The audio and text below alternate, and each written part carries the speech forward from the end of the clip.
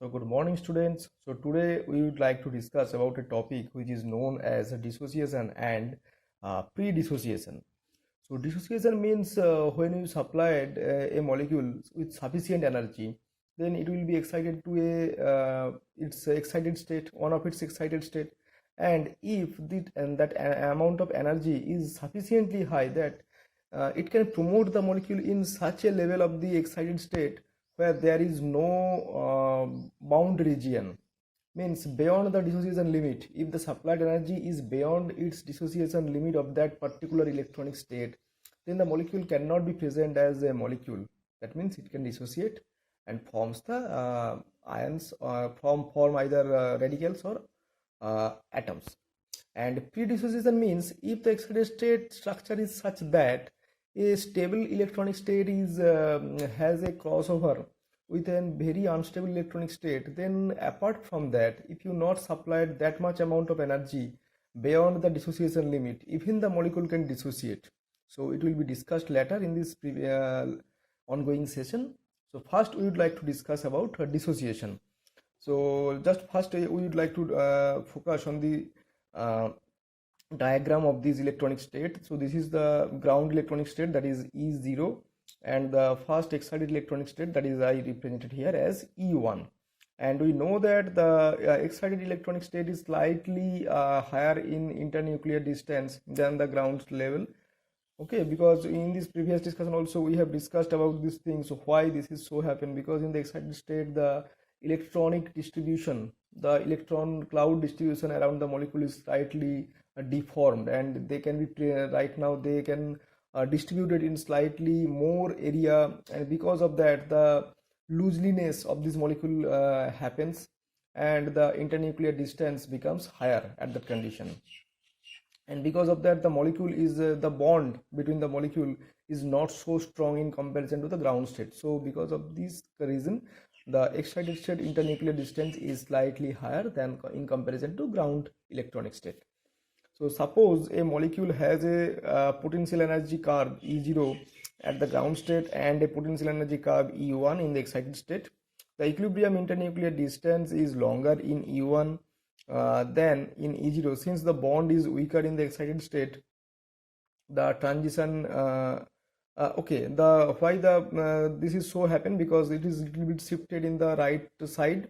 So because of this higher internuclear distance that I already discussed here, the transition indicated by the arrow A, because here I represented two transition, one from the lowest vibrational level of the E0 state to the vibrational level 2 of the first excited state. This is represented by A, and another is represented by the letter B, which shows that if the molecule gets sufficiently high energy, or the molecule is excited with sufficiently high energy, then that energy promote the molecule in such a level where there is no dissociation limit, because the dissociation limit is up to that level. Means in this diagram probably V prime equal to 10 is the dissociation limit.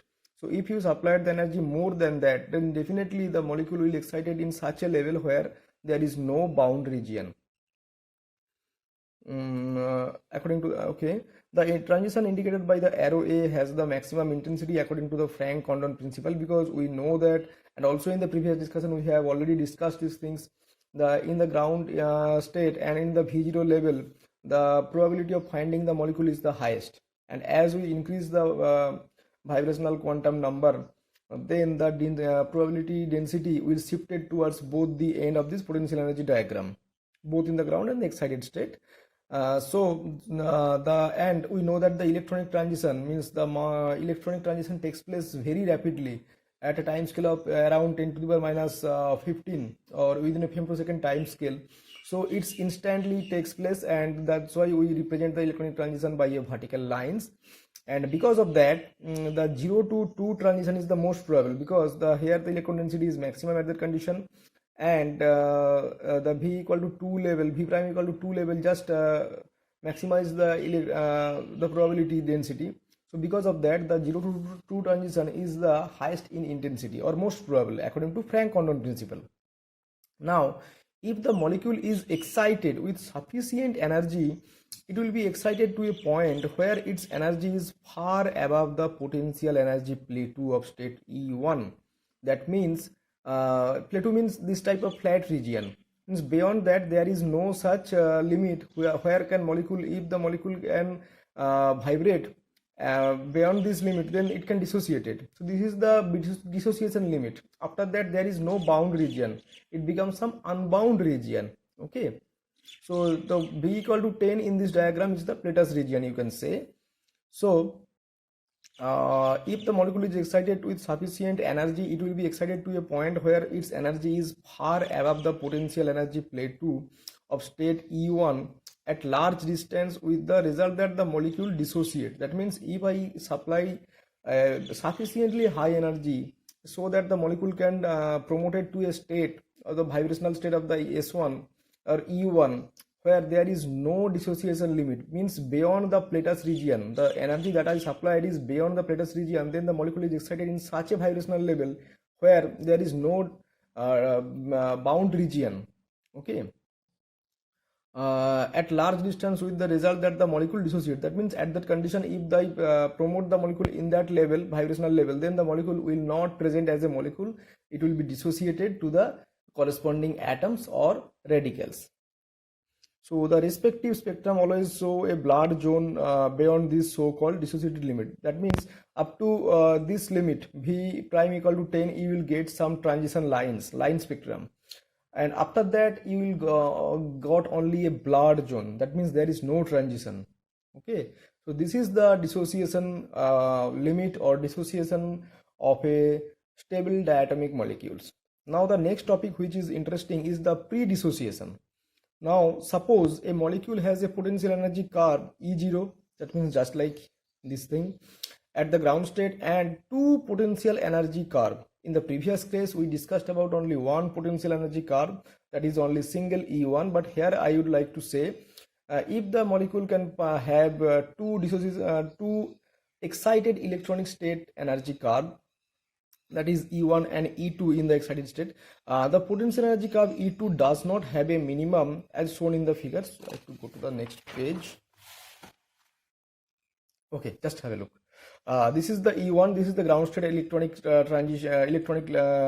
structure of these molecules, and the potential energy curve of the first excited state is E1, and another potential energy curve E2 also have the same structure, but the difference between the E1 and E2 is that E1 is the normal excited state potential energy curve, but E2 does not have a minima. That means it is very unstable state, and E1 and E2 crossover at a point C, and maybe at the according to the figure V prime equal to S where they have a crossover point.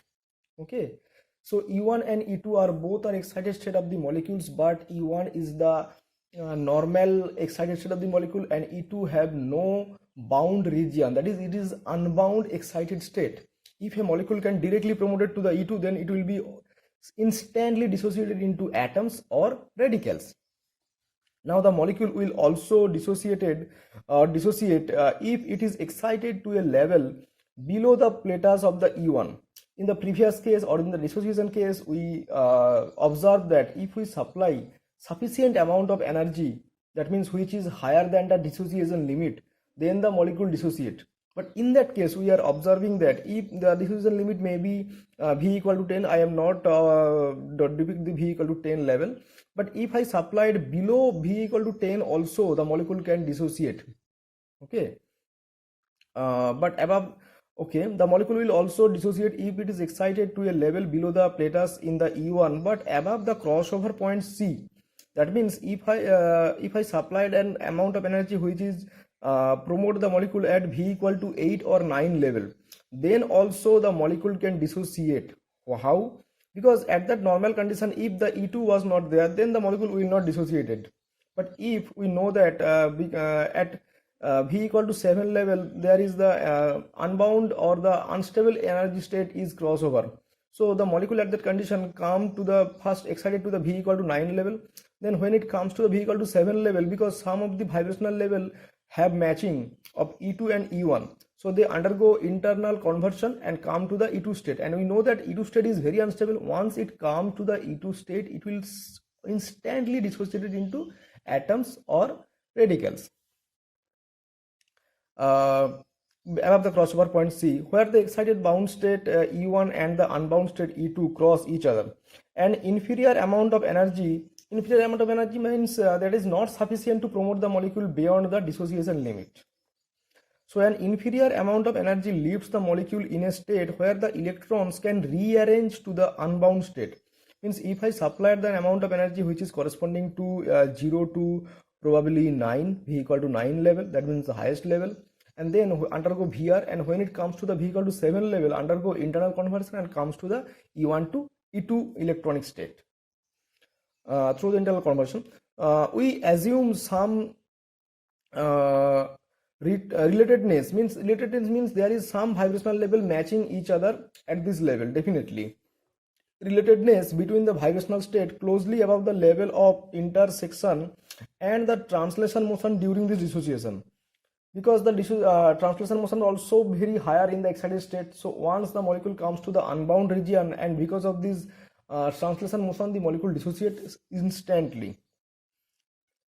So these circumstances allows the separation of the molecule via the state E2 without the supplying of energy of dissociation for state E1. That means we supply an amount of energy which is not up to the mark, but even the molecule can dissociate in that condition. Okay. So note that in the range beyond the blood cause, means suppose at V equal to 7 up to V equal to 7 level, you will got some V equal to 7 to up to V equal to 7 level, the transition gives you the line spectrum, and up to V equal to 8 and 9 you will got some blur zone. Because of this, the molecule can undergo internal conversion, goes to the E2 level and dissociated. But once you again cross this point, you will again get some line spectrum. Note that in this range beyond the blur caused by the pre-dissociation, discrete lines are again found, and interpretation would be that for higher vibrational state, a conversion towards the state E2 is excluded again.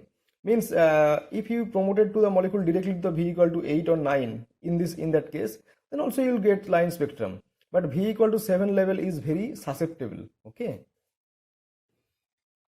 So for hydrogen atom, the ground state is a singlet. The first excited state may be either a singlet or a triplet state. The triplet state is usually slightly lower in energy than the singlet state, and we know that this thing. The second excited state is unstable, and there is no minimum, just like this thing, means the same energy diagram. If the electron is excited to the second excited state directly from the ground state, the bond is broken on excitation, that is by absorption of a photon, and the hydrogen molecule dissociated to hydrogen atom. Okay.